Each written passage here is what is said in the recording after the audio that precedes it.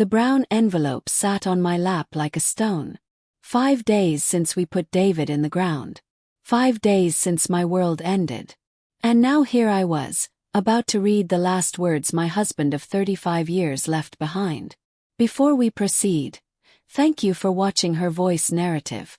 Please subscribe and tell us where you are watching from in the comment section. Mom, how long is this going to take?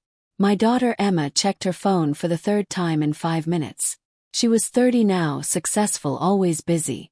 But something about her tone today felt cold. Well, just give me a moment, sweetheart. I unfolded the papers with shaking hands. The words blurred together through my tears. To my dearest wife, Catherine Marie Brooks, I leave the following. Mom, did Dad mention the lake house? My son Tyler cut in before I could finish the sentence. He sat forward on the couch, elbows on his knees, watching me like a hawk watching prey. I have not gotten there yet. Please, let me just read. My youngest daughter, Sophie, shifted in her seat by the window. She was only 26, the baby of the family. But today she looked harder than I had ever seen her. Her eyes darted between her brother and sister, then back to me. I tried again. To my dearest wife, Catherine Marie Brooks, I leave the family home and all personal belongings therein, including.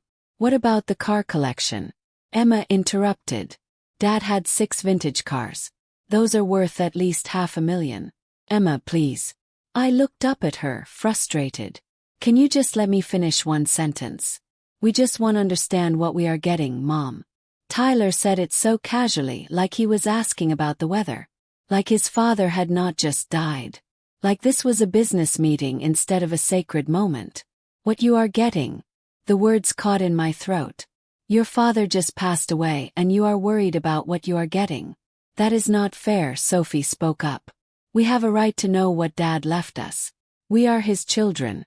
Something inside me cracked.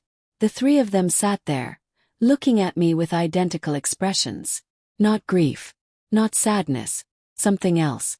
Something that made my stomach turn. Fine. I will read faster. I scanned down the page, trying to focus through my tears and my growing anger. To my dearest wife, Catherine Marie Brooks, I leave the family home, all vehicles, and the sum of $300,000 from my life insurance policy. How much was the total policy? Tyler asked immediately. I do not know. I have not gotten to that part. But you just said $300,000 goes to you, Emma said. So there must be more. Right. I stared at my daughter. At her designer clothes and expensive jewelry. At the way she sat there calculating numbers instead of mourning her father. To my business partner, James, I continued reading, ignoring her question. I leave my share of Brooks and Associates with the understanding that he will continue to run the company according to the values we established. Wait, what? Tyler stood up. Dad left the business to James. Not to us. That was his choice, Tyler. It was his business. But we are his kids. Sophie's voice rose. That business is worth millions. He just gave it away. He did not give it away. He left it to his partner of 25 years. The man who helped him build it from nothing. This is insane, Emma said, also standing now. Mom, there has to be more. What else is in there? I looked down at the pages in my hands. At David's careful handwriting in the margins where he had made notes. At the date on the top. 6 months before he died. He had known. Somehow he had known this would happen. Sit down. All of you. My voice came out harder than I intended. Sit down and let me finish reading or I will ask you all to leave. I sat. But the air in the room had changed. It felt like standing on the edge of a cliff, waiting for someone to push. I took a deep breath and kept reading. To my daughter Emma Brooks Patterson, I leave the sum of $75,000 on the condition that she seeks professional help for her spending addiction and provides proof of financial counseling completion. The room went silent. What did you just say? Emma's face had gone white. You heard me. I looked up at her. Your father knew about your debt, Emma. He knew everything. He could not have. I never told him anything. Then how did he know you owe $180,000 to credit card companies? How did he know you refinanced your house twice in 3 years? How did he know your husband is threatening to leave you because of your shopping problem? Tears spilled down Emma's cheeks, but she said nothing. Her hands gripped the armrests of her chair so tight her knuckles turned white. I continued reading, my voice shaking now. To my son Tyler Brooks, I leave the sum of $75,000 on the condition that he enters a treatment program for his gambling addiction and remains in the program for a minimum of 90 days. Tyler shot to his feet. That is a lie. I do not have a gambling problem. You lost $250,000 in Vegas in the past 2 years. Your father hired a private investigator, Tyler. He knew about the online poker, the sports betting, the trips to Atlantic City you told everyone were business conferences. My son's face turned red, then purple. He looked like he wanted to hit something. Or someone. To my youngest daughter Sophie Brooks Kim, I kept reading, my voice barely above a whisper now. I leave the sum of $75,000 on the condition that she enters rehabilitation for her cocaine addiction and completes a full treatment program. Sophie started laughing. A high, terrible sound that made my skin crawl. This is crazy. Dad was losing it at the end. He did not know what he was saying. He knew exactly what he was saying. I set the papers down on my lap. He knew about the 3 times you overdosed and your husband covered it up. He knew about the money you stole from your own company to pay your dealer. He knew about the weekend you spent in the hospital under a fake name. You are lying, Sophie whispered. You are making this up. I wish I was, baby. I really wish I was. The room erupted.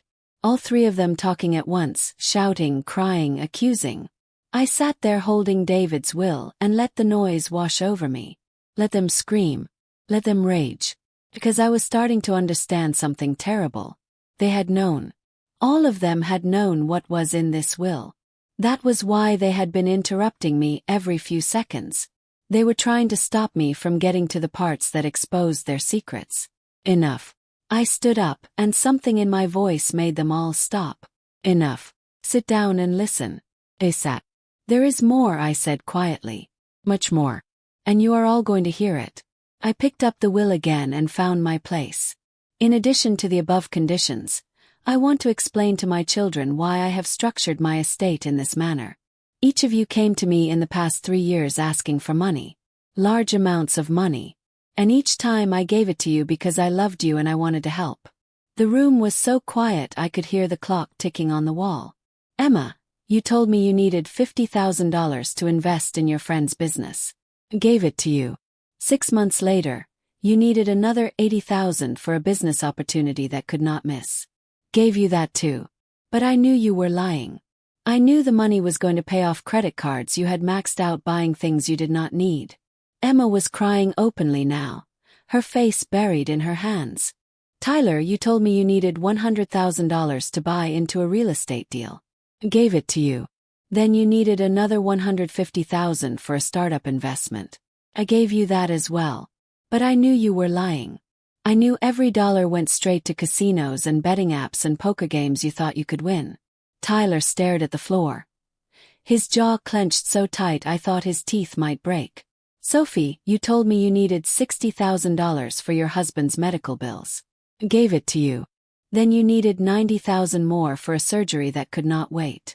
Gave you that too. But I knew you were lying. I knew your husband was healthy and the money was feeding an addiction that was killing you piece by piece. Sophie made a sound like a wounded animal. I gave you all that money knowing it was lies because I hoped you would use it to get help. I hoped that maybe, if I showed you enough love and support, you would find the courage to face your problems. But you did not. You just came back asking for more. My hands were shaking so hard I could barely hold the pages. So I changed my will. I made it so the only way you can access your inheritance is by getting the help you desperately need. Not because I want to punish you. Not because I love you any less. But because I love you too much to keep enabling you to destroy yourselves. The silence that followed was crushing. And there is one more thing, I said, turning to the final page. To my beloved wife Catherine, I am sorry I did not tell you about our children's struggles. I thought I was protecting you. I thought I could handle it alone. I thought if I just kept giving them money and encouragement, they would figure it out. I was wrong. I failed them as a father by making it too easy for them to avoid their problems. Please do not make the same mistake. Please be strong enough to let them hit bottom. Please love them enough to let them struggle. It is the only way they will ever truly heal. Tears streamed down my face, dripping onto the pages and smudging David's handwriting. Your father wrote this 6 months ago, I said, looking up at my 3 children. 6 months before his heart attack. Do you know what I think? I think the stress of watching you all destroy yourselves is what killed him. That is not fair, Emma sobbed. Is it not? He spent 3 years lying awake at night worrying about you. 3 years watching his children throw their lives away. 3 years carrying the weight of your secrets because you were too ashamed or too addicted or too proud to be honest with me. I stood up and walked to the window, looking out at the garden David had planted the year before. The roses were blooming. He would never see them. He died thinking he had failed you, I said softly. He died wondering if there was something more he could have done. He died hoping that maybe these conditions would be the thing that finally made you change. No one spoke. So here is what is going to happen. I turned to face them. You each have a choice. You can meet the conditions in your father's will and get your inheritance plus the help you need. Or you can refuse and get nothing. Mom, you cannot be serious, Tyler said. You would really cut us off. I am not cutting you off. Your father made these rules, not me. But I am going to enforce them. Every single word. What if we contest the will? Ma asked. We could take this to court. You could try. But your father made sure this will is ironclad. He worked with lawyers for months to make sure you could not break it. And even if you could, I would fight you. I would spend every penny I have to uphold his wishes. Sophie looked up at me with red, swollen eyes. Why are you being so cruel? Cruel. The word hit me like a slap. You think this is cruel? I buried my husband 5 days ago. 5 days. And instead of mourning with me, instead of sharing memories or crying together or holding each other up, you all showed up here to count money. You interrupted me 20 times while I was trying to read his final words because you were too impatient to hear anything except what you thought you were owed. I walked back to the couch and picked up the will, holding it up so they could all see it. This is not cruel. This is love. Tough love. The kind of love that says I care about you too much to watch you kill yourselves slowly. The kind of love that says your life is more important than your comfort. The kind of love your father showed when he wrote these words knowing you would hate him for it. But we do not have addictions, Tyler protested weakly. Dad was exaggerating. I pulled out my phone and set it on the coffee table. Then I pulled up a folder I had been keeping. Pictures, bank statements, medical records. Everything David had collected before he died. This is from 3 months ago, I said, showing them a photo. Sophie passed out at a party. This is from 6 months ago. Tyler leaving a casino at 4 a.m. on a Tuesday. This is from 8 months ago. Emma's car being repossessed in front of her house. I had more. So much more. Years of evidence that my children were spiraling out of control while I remained completely oblivious. Your father knew everything, I said. And he did not tell me because he thought he could save you himself. But he could not. And now he is gone and you are all still lying. Still making excuses. Still thinking that somehow you can charm or manipulate your way out of this. So what do you want from us? Ma asked. I want you to tell the truth. For once in your lives, I want you to stop lying to me and to yourselves and admit that you have a problem. The silence stretched on and on. Finally Sophie spoke. Her voice was small and broken. I have a problem. 3 words. But they cracked something open in the room. I have a problem, she said again, louder this time. I am addicted to cocaine and I do not know how to stop and I am scared all the time and I need help. She started sobbing, her whole body shaking with the force of it. I moved to sit beside her, pulling her into my arms the way I had when she was a little girl with skinned knees and hurt feelings. I know, baby. You know. But we're going to fix this. Together. Tyler was next. His voice came out rough and angry, but at least it was honest. I lost everything gambling. My savings, my investments, money my wife thinks is in our retirement account. I keep telling myself I will quit after the next big win, but there is never a big win. There is just more losing and more lying and I do not know how to stop. I reached out and took his hand. We will figure it out. Emma was last. She cried so hard she could barely speak. Cannot stop shopping. I see something and I have to have it. I tell myself I deserve it or I need it or it will make me happy. But it never does. Nothing ever does. And now my marriage is falling apart and my credit is ruined and I am drowning in debt and I do not know what to do. You start by getting help, I said gently. All of you. You start by being honest and facing your problems instead of running from them. But what if we fail? Sophie asked. What if we try and we cannot do it? Then you try again. And again. Until you succeed. And if we never succeed, then at least you will fail knowing that your father and I loved you enough to make you try. The next few hours were painful. We called treatment centers and therapists and support groups. We made appointments and filled out forms and talked about things we had avoided talking about for years. It was messy and hard and there were more tears and more anger and more fear than I knew how to handle. But it was also honest. Real. The first honest conversation we had as a family in longer than I could remember. By the time the sun set, we had a plan. Emma would start seeing a financial counselor and attending support groups for spending addiction. Tyler would check into a gambling addiction treatment center the following week. Sophie would enter a rehab facility that specialized in cocaine addiction. None of it would be easy, but it was a start. As they were leaving that night, Emma stopped at the door. Mom. Yes. I'm sorry. For all of it. For lying. For treating you like an obstacle instead of like our mother. For caring more about money than about honoring Dad. I pulled her into a hug. I know, sweetheart. No. Do you think Dad would be proud of us? For finally getting help. I think your father would be relieved. And hopeful. And yes, proud. After they left, I sat alone in the house that suddenly felt too big and too empty. I picked up David's will and read through it again, slower this time, taking in every word. At the very end, on the last page, there was a handwritten note I had missed before. Catherine, if you are reading this, it means I am gone. It means you had to face our children's problems alone, and I am so sorry for that. But I know you are strong enough to handle it. Stronger than me. Strong enough to say no when they need to hear it. Strong enough to let them struggle when struggling is what they need. Strong enough to love them without enabling them. Failed at that. But I know you will not. Help them, my love. Save them in the way I could not. And please forgive me for leaving you alone to do it. All my love, always, David. I sat there holding that note and crying until I had no tears left. Then I got up, made myself a cup of tea, and started researching addiction treatment programs. 'Cause David was right. I was strong enough to do this. Strong enough to love my children the way they needed to be loved, even when it hurt. The next morning Tyler called me. His voice was rough, like he had been crying all night. Mom, I need to ask you something. What is it, honey? Did you know about all of our problems before Dad died? No, I admitted. Had no idea. I feel like I failed you all by not seeing it.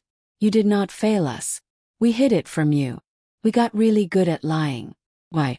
Why not just come to me and tell me the truth? He was quiet for a long moment. 'Cause we were ashamed. Because we did not want to disappoint you. Because it was easier to lie than to face reality. I closed my eyes, feeling the weight of his words. Oh, Tyler. And because Dad made it easy, he continued. Every time we asked for money, he gave it to us with barely any questions. So we kept asking. We knew it was wrong, but we did it anyway because we could. That stops now, I said firmly. No more money from me unless it goes directly to treatment or therapy. No more bailouts. No more making it easy for you to avoid consequences. No. And Mom, I'm scared. I know you are. But I will be with you every step of the way. Not giving you money or solving your problems for you. But supporting you. Being there. Believing in you even when you do not believe in yourself. Thank you, he whispered. Over the next few weeks, I watched my children begin the hard work of recovery. Emma attended her first support group meeting and came home crying, saying it was the hardest thing she had ever done. Tyler checked into treatment and called me from the facility, his voice shaking as he described withdrawal symptoms and group therapy sessions. Sophie started detox and I visited her every day, holding her hand while she shook and sweated and cried. It was brutal. There were setbacks and relapses and moments when I thought we would never make it through. Emma maxed out another credit card 2 weeks into therapy. Tyler snuck his phone into treatment and tried to place bets online. Sophie left rehab after 5 days and disappeared for 3 days before her husband found her and brought her back. But there were also victories. Small ones at first. Emma went a whole week without buying anything she did not need. Tyler completed 30 days in treatment and earned his first sobriety chip. Sophie made it through detox and into the actual rehabilitation program. And slowly, painfully, my children started to become themselves again. The people they had been before addiction took over their lives. 3 months after David's funeral, we had our first family dinner since his death. Real one. Not the tense performance we had been putting on for years, but an actual gathering where people told the truth and laughed and cried and supported each other. We sat around the table where we had shared thousands of meals over the years, and I looked at my children's faces. Really looked at them. Emma's eyes were clearer than they had been in years. Tyler had gained weight and did not look so haunted. Sophie was smiling. Actually smiling. I want to make a toast, I said, raising my glass. To your father. Who loved you enough to tell you the hard truth. Who cared more about your lives than about being liked. Who knew that sometimes the most loving thing you can do is refuse to make things easy. To Dad they echoed, raising their glasses. We drank in silence for a moment. And I want to thank you, Emma said suddenly. All of you. For not giving up on me even when I gave up on myself. Same, Tyler added. I was so angry when I read that will. I thought Dad was punishing us. But he was saving us. Sophie nodded, tears streaming down her face. I would be dead right now if he had not done what he did. If you had not enforced it, Mom. I would have kept using until it killed me. Your father knew that, I said softly. That is why he was willing to be the bad guy. That is why he set up those conditions even though he knew you would hate him for it. We did not hate him, Emma said. We hated ourselves. We still do sometimes. That is part of recovery, I said. Learning to forgive yourself. Learning to believe you deserve better than what addiction offers you. We sat there together as the sun set outside, telling stories about David. Laughing and crying and remembering the man who had loved us all enough to do the hardest thing a parent can do. Let their children face consequences. 4 months into treatment, Tyler called me in the middle of the night. Mom, I almost relapsed tonight. What happened? I was watching TV and a commercial for a casino came on. And I could feel it. That pull. That voice in my head saying just one game, just one bet, you can control it this time. But you did not do it, I said. You called me instead. I called you instead, he repeated. And now the moment has passed and I am okay. I am so proud of you. It is going to be like this forever, is it not? I am always going to be fighting this. Probably, I admitted. But it gets easier. The pulls get less strong. And you get better at resisting them. He was quiet for a moment. Dad would have given me money tonight. If I had called him and said I was struggling, he would have sent me a check to make me feel better. And would that have helped? Well, it would have made it worse. Because then I would have felt guilty for taking the money and used that guilt as an excuse to gamble more. Exactly. Your father figured that out eventually. Just took him a while. I miss him, Tyler whispered. Me too, baby. Every single day. 6 months after David's death, all 3 of my children had met the conditions in his will. Emma completed her financial counseling program and was 6 months into ongoing therapy. Tyler finished his 90 days in treatment and was attending daily support group meetings. Sophie graduated from rehab and was living in a sober living facility while she rebuilt her life. I called them all together again, this time to read the rest of the will. The part one had not shared with them before. David had left each of them a letter. Personal words meant only for them. But he had specified in the will that they could only read these letters after completing their treatment programs. We sat in the same living room where we had read the will 6 months earlier. But everything was different now. My children were different. Stronger. Healthier. More honest. I handed each of them an envelope with their name written in David's careful handwriting. They opened them with shaking hands and read in silence. Emma was the first to cry. She looked up at me with tears streaming down her face and said, "He forgave me. Even after everything I put him through, he forgave me." Tyler was next. He read his letter twice, then folded it carefully and held it against his chest. He said he was proud of me. He said he knew I could beat this if I just gave myself permission to try. Sophie could barely get through her letter before she broke down completely. I moved to sit beside her, reading over her shoulder. "My sweet Sophie," it began. "By the time you read this, I hope you will have discovered something important. You are stronger than your addiction. You always have been. You just forgot for a while. I am sorry I was not strong enough to help you remember. But your mother is. Listen to her. Trust her. Let her love you the way I should have loved you, with boundaries and consequences and the courage to let you feel pain so you can learn to heal. Believe in you. I always have. Even when you could not believe in yourself. Love, Dad." We sat together crying and reading and rereading those letters until the sun went down. And then Emma said something that changed everything. "Mom, can I ask you something?" "Course. How did you know? How did you know to be so tough with us when Dad had always been so soft?" "I did not know," I admitted. "I was just following your father's instructions in the will. Doing what he asked me to do even though it was the hardest thing I have ever done." "But you could have changed it," Michael pointed out. "You could have given us the money and ignored the conditions. Why did you not?" "Because I loved you more than I needed you to like me," I said simply. "And because I trusted that your father knew what he was doing even if I did not understand it at the time." The room fell quiet. "Can I tell you what I learned?" Sophie asked. "Please." "I learned that love is not always soft. Sometimes love is hard and mean and it makes you angry because it refuses to make things easy. But that is the only kind of love that actually helps. The soft kind just lets you keep hurting yourself." Emma nodded. "Dad's will felt like punishment at first. But it was actually the greatest gift he ever gave us. The gift of no more excuses." Tyler stood up and walked to the window, looking out at David's garden. "I spent so many years thinking Dad did not understand me. Thinking he was old-fashioned and out of touch. But he understood me better than I understood myself. He knew exactly what I needed even when I did not. He loved you," I said. "He loved all of you so much it broke his heart to watch you destroy yourselves." "Do you think he knew it would work?" Emma asked. "When he wrote those conditions, do you think he knew we would actually do it?" "Think he hoped. And I think he trusted me to be strong enough to enforce them even if you hated me for it." "We could never hate you," Sophie said. "You did for a while," I reminded her. "All of you did." "Maybe," Tyler admitted. "But we do not now." A year after David's death, we gathered at his grave. All four of us. Together. We had so much to tell him.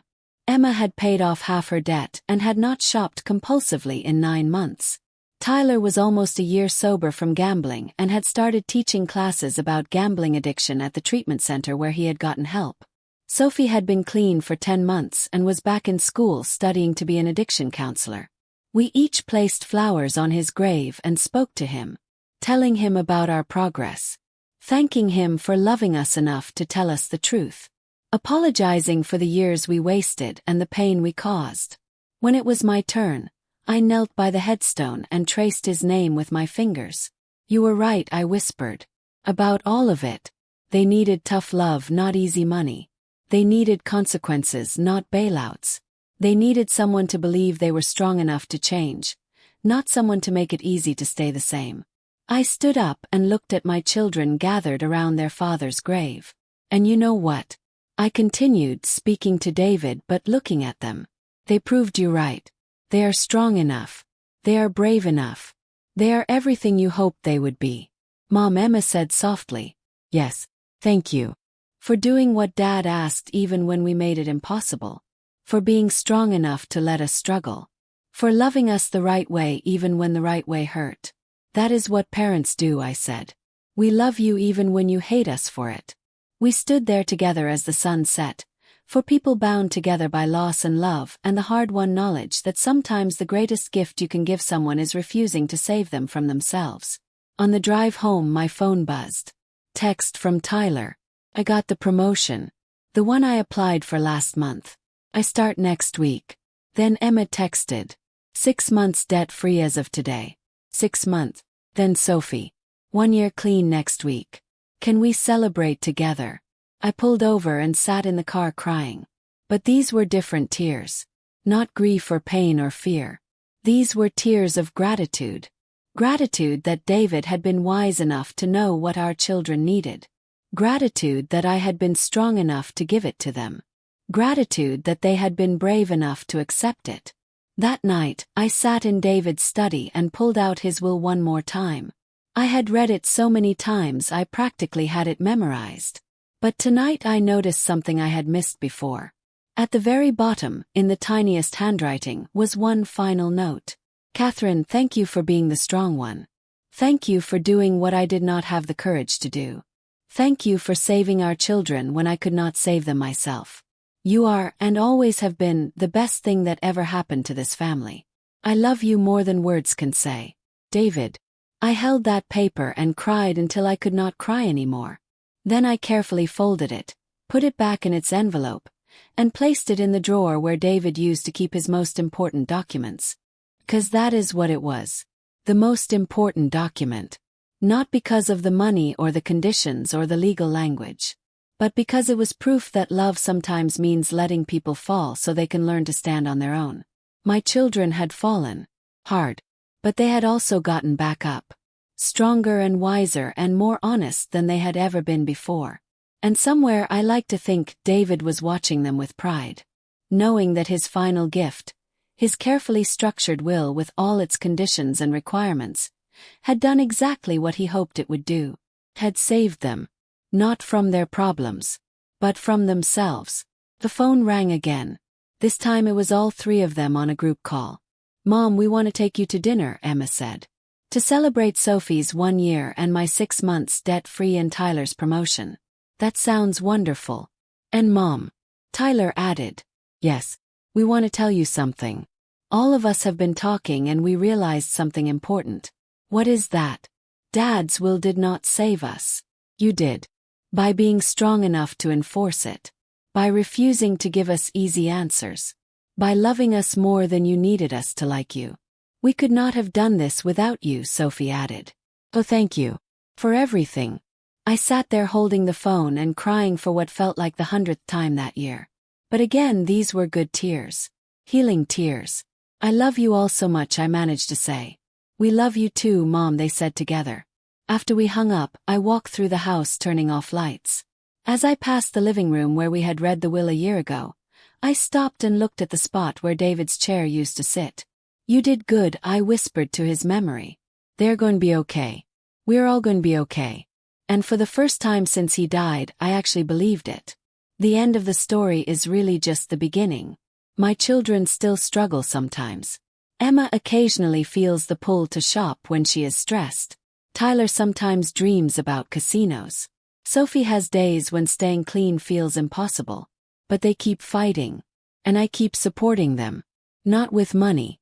Not with bailouts. But with presence and honesty and the kind of love that refuses to make things easy when easy is not what someone needs. David taught me that. In his final gift. In his carefully written will that I interrupted 20 times while I read, but that changed everything once I understood what it really meant. It meant he loved his children enough to tell them hard truths. It meant he trusted me enough to enforce those truths. And it meant he believed they were strong enough to survive without him as long as they had the right kind of love guiding them. He was right. They were strong enough. And so was I. 2 years after David's death, I got a call that changed everything again. It's Emma. Can you come over? Like right now. What's wrong? Is everything okay? Everything is fine. Better than fine. Just please come. When I arrived at her house, all 3 of my children were there. Sitting in her living room. Waiting for me. My heart started racing. The last time they had gathered like this, it had been to read David's will. To fight over money and hide their secrets. Sit down, Mom, Tyler said gently. We have something to show you. Emma handed me a folder. Inside were documents. Bank statements. Therapy completion certificates.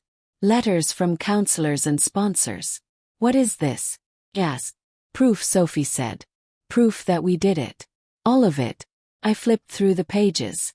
Emma had paid off every single dollar of her $180,000 debt. Tyler had been gambling free for 18 months and had rebuilt his savings account. Sophie had been clean for 16 months and was working full-time as an addiction counselor. You all completed the conditions, I whispered. We did more than that, Emma said.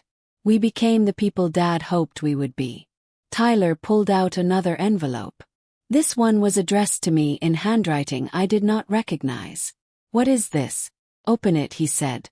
Inside was a letter from David's lawyer, the one who had helped him write the will. Dear Mrs. Brooks, it began.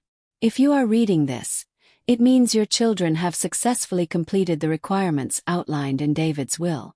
As per his instructions, I am now authorized to inform you of the final provision he included. A provision he asked me to keep secret until this moment. My hands started shaking. In addition to the conditional inheritances left to each child, David established a trust fund. This fund contains an additional $500,000 to be divided equally among Emma, Tyler, and Sophie. However, this money comes with one final condition. They must use it to help others struggling with the same addictions they overcame. I looked up at my children with tears in my eyes. There is more, Emma said softly. Keep reading. David specified that this trust should fund a treatment center. A place where people who cannot afford professional help can get the support they need. He wanted it to be called Catherine's Hope, after the woman whose strength and courage made his children's recovery possible. Could not speak. Could not breathe. Mom, Tyler said, we have been working on this for 6 months. We found a building. We hired staff. We set up programs for gambling addiction, spending addiction, and substance abuse. We open next month. And we want you to cut the ribbon, Sophie added. We want you to be there when we open the doors to help people the way Dad helped us. Tears came then. Rivers of them. He planned this, I finally managed to say. All of it. He knew if he could just get you into treatment you would want to give back. Emma nodded. The lawyer said Dad told him something right before he signed the will. He said the greatest gift of recovery is not getting your life back. It is getting the chance to help someone else get theirs. That sounds exactly like something your father would say. We have one more thing to show you. Tyler stood up and pulled out his phone. He played a video. It was David, sitting in a lawyer's office, recording a message. Hello, my loves. His voice filled the room and my heart shattered all over again. If you are watching this, it means you did it. You got help. You got better. You proved that you are stronger than your addictions. And I could not be more proud. All 4 of us were crying now. Catherine, my darling wife, thank you for being brave enough to enforce the conditions I set. I know it was not easy. I know there were times when our children hated you for it. But you saved them. You gave them the gift of consequences and accountability and tough love. You gave them their lives back. David paused, wiping his own eyes. Emma, Tyler, Sophie. I am sorry I was not strong enough to help you while I was alive. I am sorry I kept your secrets from your mother. I am sorry I gave you money when what you really needed was boundaries. But I hope this final gift, this treatment center, will help you forgive me. I hope it will give you purpose and meaning beyond just staying sober. I hope it will let you turn your pain into something beautiful. The video ended. We sat in silence for a long time. When does the center open? Finally asked. 3 weeks, Emma said. On the anniversary of the day we read the will. Of course, I smiled through my tears. Your father always did have a sense of timing. The next 3 weeks were a blur of activity. Permits and inspections and staff training. Media interviews about the new treatment center funded by a father's love and a family's recovery. Donations pouring in from people who heard our story and wanted to help. The night before the opening I could not sleep. I kept thinking about David. About how he had orchestrated all of this from beyond the grave.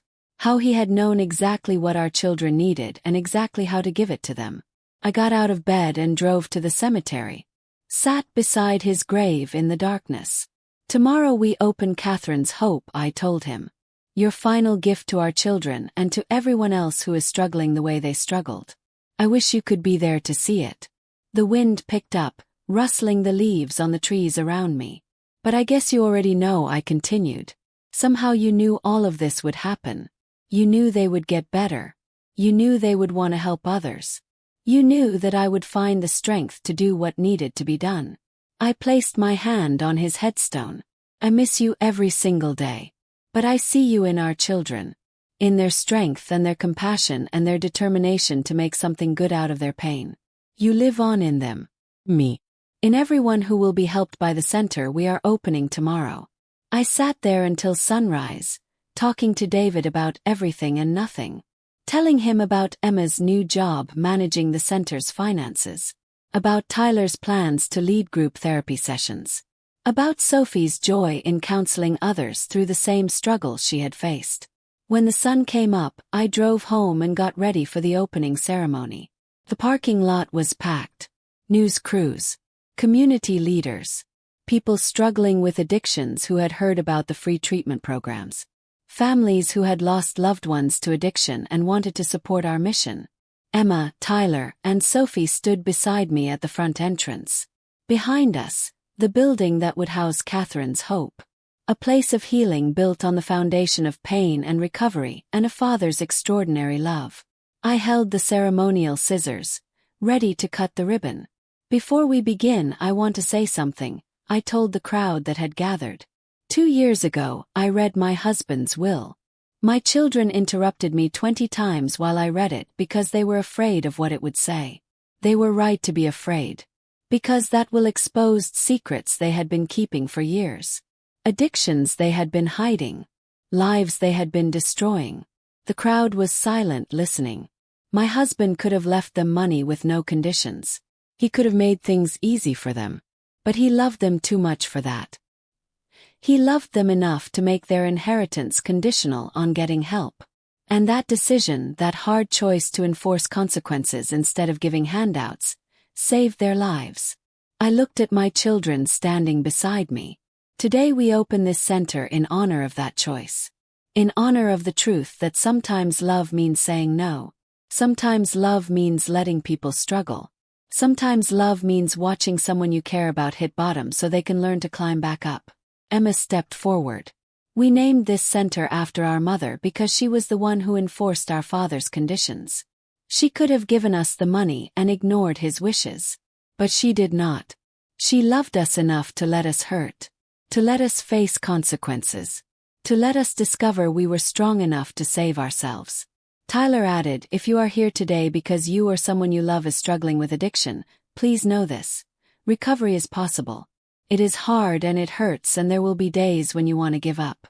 But it is possible. We are living proof. Sophie wiped her eyes. And if you are here because you have lost someone to addiction, please know this. It is not your fault. You cannot save someone who is not ready to be saved. But you can be there when they are ready. You can set boundaries. You can enforce consequences. You can love them enough to let them struggle. I raised the scissors. My husband used to say that the greatest gift you can give someone is the chance to save themselves. That is what this center represents. Chance. Voice. A place where people can come when they are ready to do the hard work of recovery. Cut the ribbon. The crowd erupted in applause. Over the next few months, Catherine's hope helped dozens of people. Some succeeded. Some relapsed and came back to try again. Some were not ready and left. But every single person who walked through those doors was given the same gift my children had been given. The opportunity to change. 6 months after the opening, I was volunteering at the front desk when a young woman came in. She could not have been more than 25. Thin and shaking and barely able to make eye contact. I need help, she whispered. I have been using for 3 years and I cannot stop and I am going to die if I do not get help.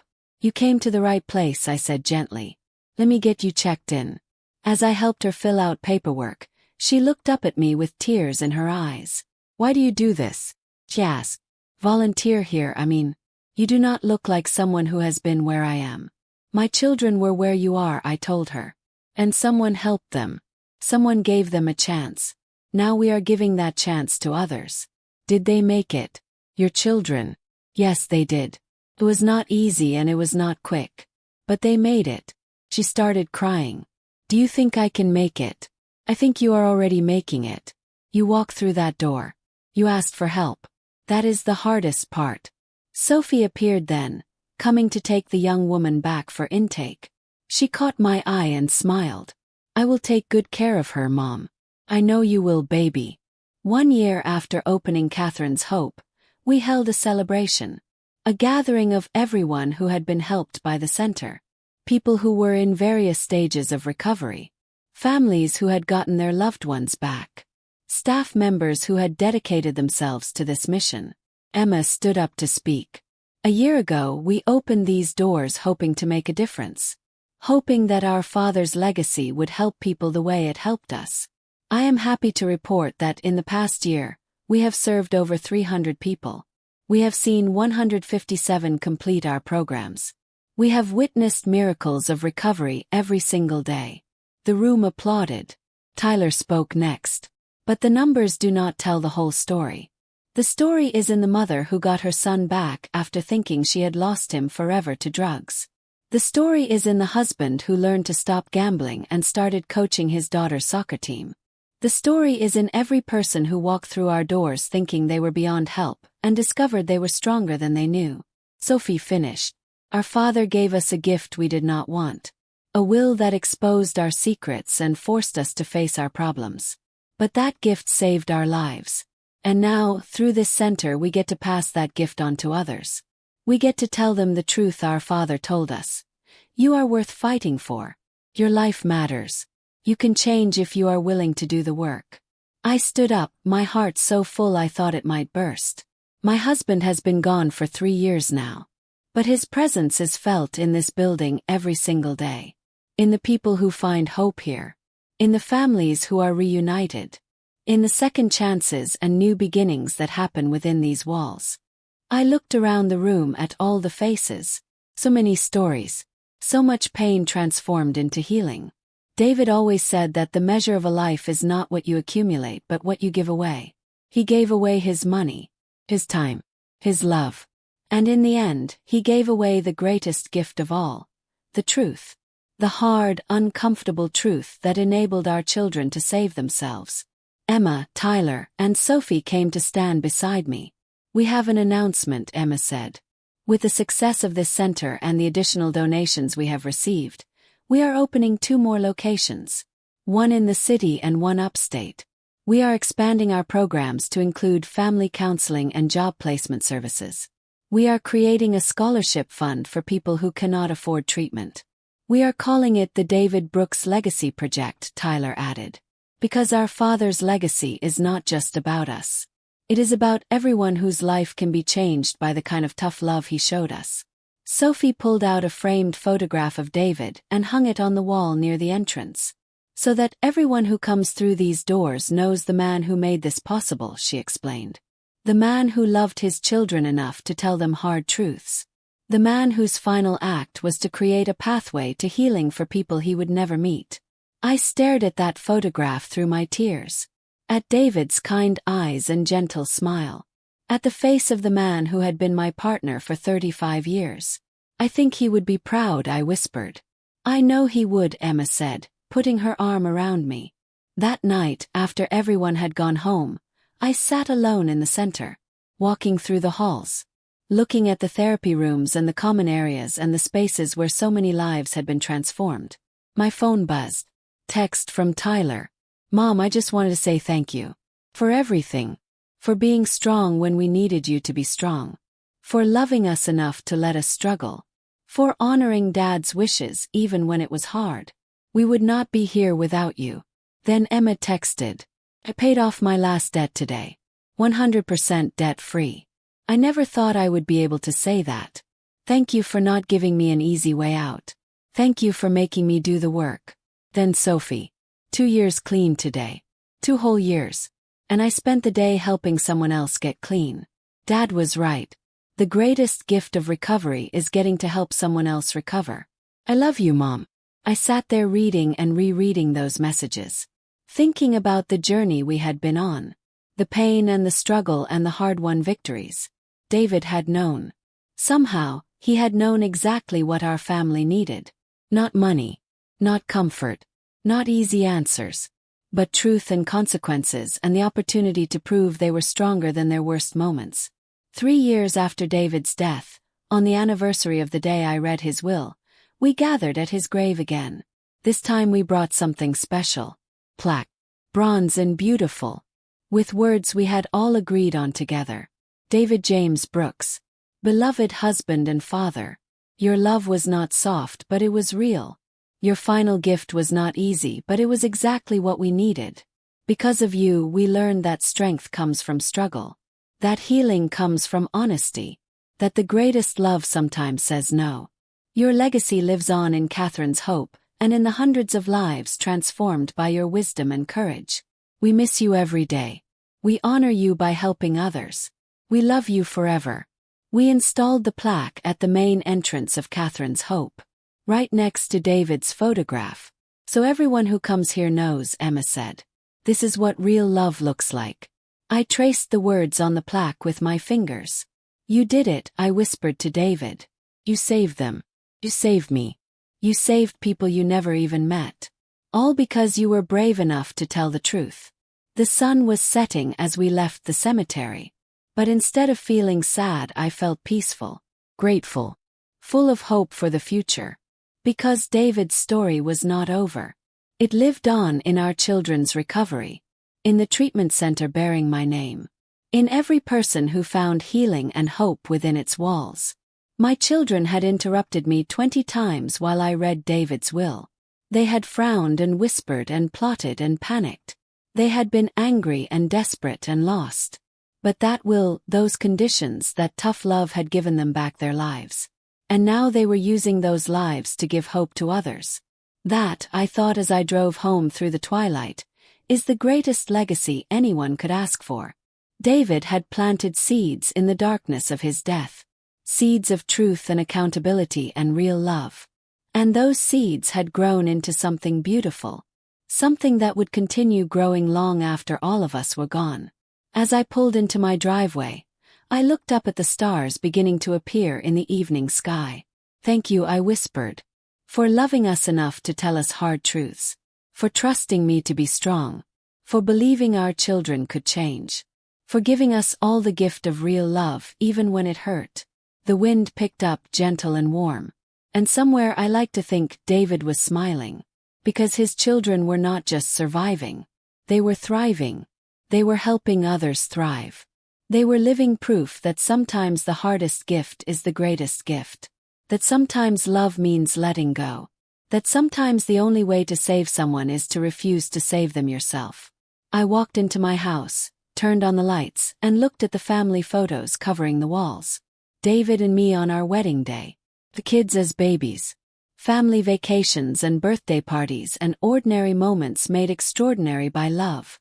We had been through hell and back. We had faced addiction and secrets and death and grief. We had struggled and fought and cried and almost broken apart completely. But we had also healed, grown, transformed. And it had all started with a will. A father's final words. And a mother brave enough to honor them. My children interrupted me 20 times while I read my husband's will. But those interruptions, that resistance, that desperate attempt to avoid the truth had been the beginning of their salvation. Because sometimes the things we resist most are the things we need most. Sometimes the love that feels like punishment is actually the love that sets us free. And sometimes the greatest act of love is refusing to make things easy. David knew that. And now so did I.